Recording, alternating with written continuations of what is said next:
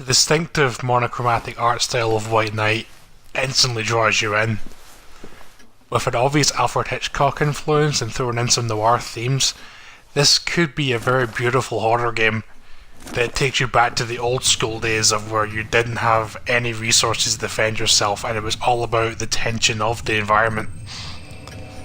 Unfortunately, White Knight does not seem to understand what made those games fun in the first place. I decided to accept her presence. Based in the 1930s Depression era, you drive your car off the road one night, and injured, you come across the Vesper Mansion.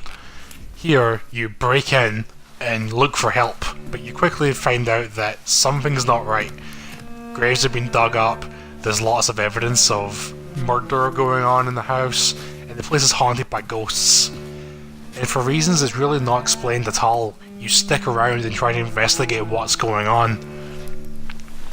The story's really ham-fisted, full of cliche writing and weak at best performance from the narrator. There's no motivation for your character to stay here. There's no explanation of why he goes attached to Serena, the only other character in this game who is a ghost within a house full of ghosts trying to kill you. And then the ending is so predictable and ridiculous that it completely throws away any potential it had in the first place. It's a complete flop. Not only does the story not work, the light and dark mechanic, although it's interesting, doesn't work either. You could only function in the light, and to keep yourself in the light, you have a box of matches. You can pick up more along the way, but they only last for a certain amount of time, and movement makes it go out faster. So every time you strike that match, you're thinking about where you got to go next to solve the puzzles to move on in the house. That could be interesting, but again, it breaks the rules of its own game. The ghosts in this game are killed by light, but only electric light, not match light. So your match is not strong enough to keep them away, so you've got to keep on running because you can't defend yourself any other way as you look for light switches and power sources. There's multiple ghosts in each room, in each part of the house, and when they see you, they will chase you out of the room, negating all the progress you've made.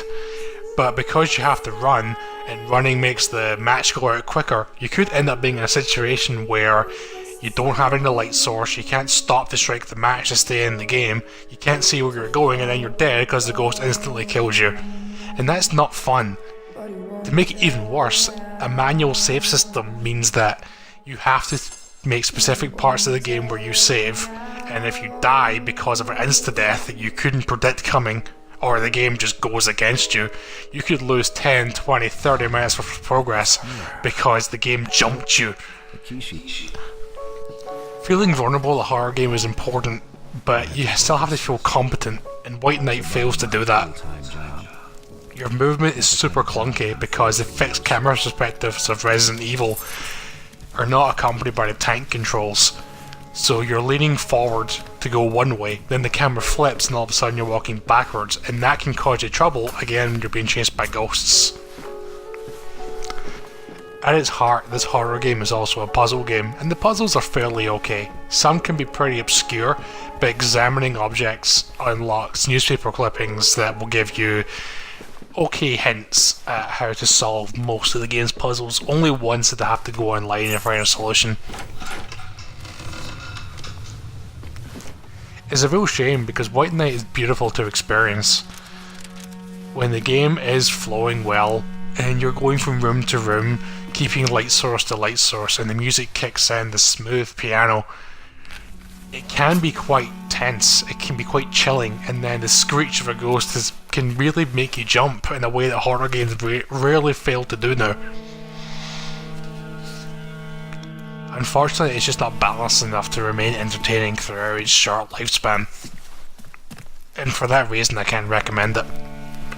For more details on White Knight, check out my written review on BritXbox.co.uk, but for now, here is how the game will likely look for you most of the time.